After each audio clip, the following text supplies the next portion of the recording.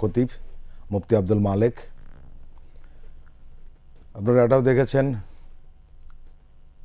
যে জানাজার আগ মুহূর্তে দলের স্থায়ী কমিটির সদস্য নজরুল ইসলাম খান বেগম খালেদা জিয়ার সংক্ষিপ্ত জীবনী পাঠ করে শুনিয়েছেন এবং তিনি কিছুটা আবেগ আপ্লুত হয়ে পড়েছিলেন এবং সেটাই স্বাভাবিক।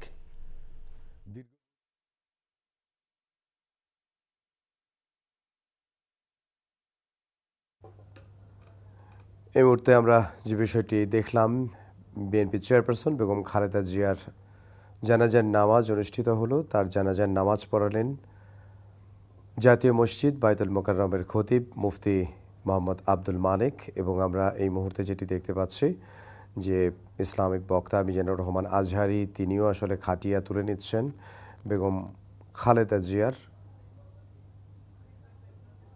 এবং আমরা সেই চিত্রটি দেখতে পাচ্ছি।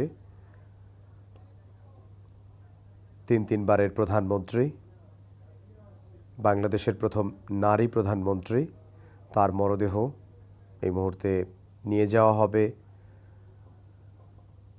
শেরেবাংলা নগরে শহীদ রাষ্ট্রপতি জিয়াউর রহমানের মাজারে। সেই শহীদ রাষ্ট্রপতি জিয়াউর রহমানের কবরের পাশেই তাকে